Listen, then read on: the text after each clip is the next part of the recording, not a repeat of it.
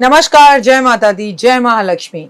मैं हूं आपके साथ आपकी अपनी हुसैन डॉक्टर वाय राखी। और सालों साल से आप मुझसे धनवर्षा पोटली मंगाते हैं।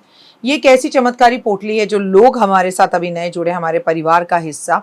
मैं उन्हें बता दूं, इसे धनतेरस वाले दिन आपको अपनी तिजोरी में, अलमारी में, गल्ले में, अपने ऑफिस में, अपने फैक्ट्री में या अपने मंदिर में घर के रखना होता है। ऐसा नहीं है कि इस पोटली को रखने के बाद धन की बारिश होने लगती है और आप हाथ पर हाथ धरकर घर पर बैठ जाइए, बाकी सब कुछ तो ये पोटली कर लेगी। अगर ऐसा होता तो ये पोटली अपने हाथों से बनाकर पूरे देश में मैं बांट देती।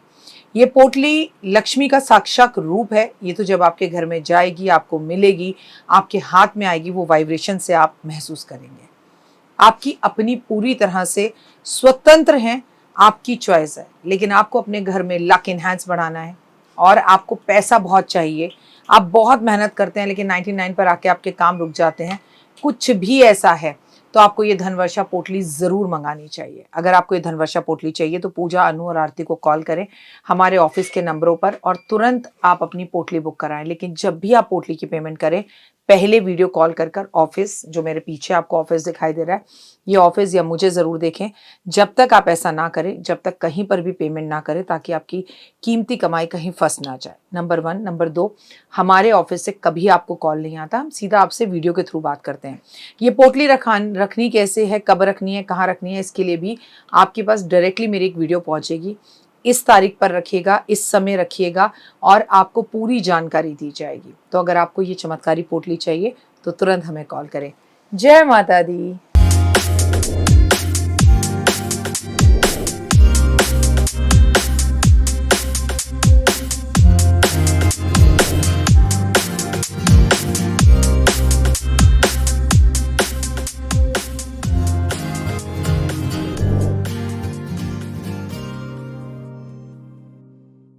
अगर आपको गुस्सा बहुत ज़्यादा आता है, किस ग्रह की वजह से आता है, कुंडली में किन लोगों को गुस्सा ज़्यादा आता है, गुस्सा कम करने के लिए हम क्या करें ये उपाय, अपनी आज की इस वीडियो में मैं यही बता रही हूँ।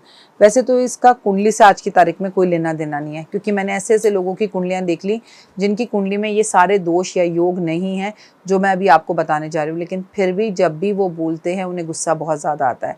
कहते हैं जैसी संगत में आप बैठते हो ना, वैसे ही आप हो जाते हो। काजल की कोठरी में जाके दाग लागे ही लागे। जो कॉर्पोरेट वर्ल्ड में काम करते हैं, जो जैसे लोगों के साथ रहते हैं, उठते हैं, बैठते हैं। अगर आज बच्चे स्कूल भी जा रहे हैं, एक बच्चा अगर सिगरेट पीता है तो दूसरा अपने आप पीने लगता है। कॉलेज जा रहे हैं, एक बच्चा ड्रग्स लेता है तो दूसरा बच्चा भी ड्रग्स लेने लगता है। मतलब संगत का इतना ज़्यादा असर है कि एक इंसान घर में एप्पल का फ़ोन लेगा तो बाकी सब लोगों को भी घर में एप्पल का ही फ़ोन चाहिए होगा। कहने का मतलब है इसका फिर कुंडली से तो कोई लेना देना ही नहीं है ना। तो जैसा जैसा इंसान आज देख रहा है वैसा वैसा इंसान आज करता चला जा रहा है। ये हम इंसानों की सबसे बड़ी परेशानी है। लेकिन हाँ, बावजूद इसके कुंडली में बहुत सी चीज़ें होती हैं।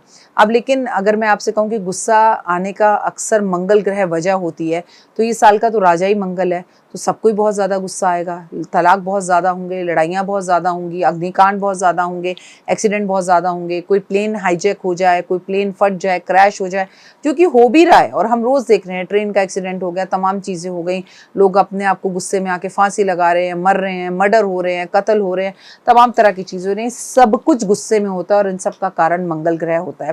कहते हैं मंगल ग्रह ज्योतिष में ऊर्जा है, साहस है, सेनापति है, क्रोध है।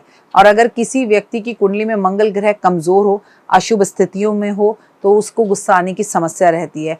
कुंडली में गुस्सा आने के कुछ कारण होते हैं। मंगल ग्रह के अशुभ होने की वजह से, मांगलिक होने की वजह से, मंगल के ऐसे व्यक्ति को गुस्सा जल्दी आएगा। कई बार तो उसका हाथ भी उठ जाता है और कई बार वो गुस्से में मर्डर भी कर देता है। एक रिसर्च के अनुसार ये पता लगा है जितने भी लोगों ने मर्डर किया है उन सबका मंगल कहीं ना कहीं खराब था, जो कि कहीं ना कहीं मंगल खराब होने की वजह से मर्डर कर बैठे और जेल की यात्रा भोग रहे हैं। मंगल ग्रह अगर कमज़ोर हो, मंगल ग्रह अगर कुंडली में कमज़ोर होता है तो व्यक्ति को गुस्सा बहुत ज़्यादा आता है। शुक्र ग्रह का भी अशुभ होना, अगर शुक्र ग्रह कुंडली में अशुभ स्थितियों में होता है तो व्यक्ति को गुस्सा बहुत ज़्यादा आता है। सूर्य ग्रह भी अगर अशुभ स्थितियों में होता है तो व्यक्ति को गुस्सा बहुत ज़्यादा आता है। मंगल ग्रह की शांति ज़रूर कराएं। मंगल ग्रह को शांत करने के लिए हनुमान जी की पूजा की जाती है। मंगलवार वाले दिन व्रत रखें और शुभ ग्रह की शांति करने के लिए शुक्र शुक्र ग्रह को सही करिए। शुक्र ग्रह की शांति करने के लिए शुक्र देव की पूजा करें, उनके मंत्र जाप करवाएं। सूर्य के लिए आप सूरज को रोज सुबह जल दें, सूरज के निकलने से पहले सुबह जल्दी उठें, ध्यान करें, योग करें, इससे आपका गुस्सा थोड़ा सा कम होगा। ठंडा ठंडा पानी पिएं, मानसिक शांति रहे। आपको योगा करने से, प्राणायाम करने से गुस्सा कम होता है। कुंडली में योग बनते हैं जिसकी वजह से, जिसे हम कहते हैं आपस में मैत्री योग, जिससे गुस्सा आता है। कुंडली में योग बनते हैं जो कि गुस्सा का मेन कारण होते हैं। मंगल और राहु की युक्ति अगर हो तो इसे कहते हैं अंगार दोष। इससे एक तो इंसान के जीवन में उसके एक्सीडेंट बहुत होते हैं, अग्नि घटनाएं रहती हैं, और सबसे बड़ी बात उसका इलेक्ट्रॉनिक सामान या तो चोरी होता रहता है या खोता रहता है, या दूसरा उसको गुस्सा बहुत ज़्यादा आता है। मंगल और केतु की युक्ति अगर एक साथ हो तो ऐसे व्यक्ति को गुस्सा बहुत आता है। सूर्य और मंगल की युक्ति अगर एक साथ हो तो गुस्सा और आत्मविश्वास ओवर ही होता है, जिसकी वजह से वो ओवर कॉन्फिडेंस में आके लोगों से झगड़ता है और अपने करीबी रिश्तों को खराब कर लेता है। चंद्रमा और मंगल की युक्ति आपको गुस्सा और भावनात्मक दोनों ही स्थितियों में लेकर आती है। ज्योतिष ग्रहों में कहा जाता है मंगल और शुक्र की युक्ति अगर आपस में हो जाए, मैत्री हो जाए, तो ये ग्रह अशुभ स्थितियों में हो तो गुस्सा आने का कारण बन सकता है, अगर शुभ स्थितियों में हो तो नहीं होता। मंगल और सूर्य की स्थिति बन जाए तो आपस में मैत्री रखें, लेकिन ये अशुभ स्थितियां हो तो गुस्सा आना इनकी वजह से होता है। राहु और केतु, अगर राहु केतु की आपस में युक्ति कभी नहीं हो सकती है, क्योंकि राहु और केतु एक दूसरे के एक्सेस में होते हैं। अगर आपकी ज्योतिषी गणनाओं के अनुसार राहु आपके पहले घर में है तो केतु हमेशा 7वें ही घर में होगा, उसके अपोजिट में एक लाइन के उसमें होते हैं। मतलब सिंपल सी बात समझ लीजिए, यहां पर होगा राहु, यहां पर होगा केतु। राहु और केतु इस तरह से एक लाइन की और लकीर के रूप में होते हैं। तो अगर ये इनकी स्थितियां भी कुछ ऐसी हो जाती हैं कि इनके साथ कुछ ऐसे ग्रह बैठ जाते हैं, नियमों को समझा करते थे। वो ये सोचते थे कि अगर ये काम हम करेंगे तो इसके हमारे परिवार पर फर्क पड़ेगा, हमारा परिवार कहीं भूखा ना रह जाए, कहीं हमारे परिवार को खाने पीने की कोई कमी ना पड़ जाए, हमें गुस्से को बर्दाश्त करना है। लेकिन आज की तारीख में लोग की भाषा बहुत गंदी हो गई है, और इसका एक कारण मैं वेब सीरीज भी मानती हूँ। जिस तरह से नेटफ्लिक्स पे या अलग अलग जगहों पे, अलग अलग चैनलों पे सीरीज आ रही है, खाली नेटफ्लिक्स कहना तो गलत होगा, चाहे हॉटस्टार हो, चाहे ZEE5 हो, चाहे कोई भी हो, जहाँ पर जिस तरह की सीरीज हमारे यहाँ बन रही हैं, उन सीरीज का कोई मायने नहीं है। वहाँ पर बातें कम, डायलॉग कम और गालियाँ ज़्यादा हैं। और पहले ज़माने में इतने खूबसूरत कादर खान डायलॉग लिखा करते थे कि उनके डायलॉग सुनने के लिए लोग पिक्चर देखने जाते थे। उन डायलॉगों में बहुत खास बात होती थी। हम उस देश के वासी हैं जहां पर कबीर के दोहों से बात होती थी, नाच ना जाने आंगन टेढ़ा, और जिसे कहते हैं ना, मतलब अपनी बात को कहने के लिए इतनी खूबसूरत हमारे पास कबीर की वाणी थी। लेकिन आज की गालियों ने, आज की भाषा ने, आज के दुर्व्यवहार ने इंसान का मंगल से ज्यादा बुध खराब कर दिया है। तो खाली बुध ग्रह के खराब होने की वजह से भी आज के तारीख में इंसान को गुस्सा आता है। आप किसी को 2 शब्द ऊंचे बोलकर दिखा दीजिए, सामने वाला गुस्से में तुरंत तरक जाता है। तो यहाँ पर इन चीज़ों का ध्यान रखने की ज़रूरत है।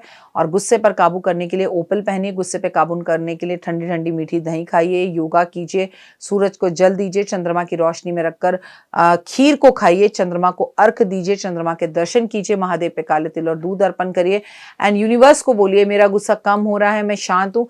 और पानी को मैनिफेस्ट कर पीजिए कि मैं एक पवित्र आत्मा हूँ, मैं एक स्ट्रॉन्ग आत्मा हूँ, मेरा गुस्सा कम हो गया है, मेरा खुद पर काबू है, मैं बहुत खुश हूँ, और मेरे पास आसपास रहने वाले लोग भी मुझसे बहुत खुश हैं। ऐसे आप अपना गुस्सा कम कर पाएंगे। कमेंट्स में जय माता दी। तो देख ली वीडियो, कैसी लगी, पसंद आई? चलिए, हो सकता है किसी को पसंद ना भी आई हो, लेकिन अगर हृदय से आप इन उपायों को करेंगे तो आपका फायदा जरूर होगा। बहुत मेहनत करते हैं हम ये वीडियो बनाने के लिए, और मैं ही नहीं, सब। तो अगर अभी तक आपने मेरे चैनल को लाइक, सब्सक्राइब, शेयर नहीं किया, ज़रूर कर लें।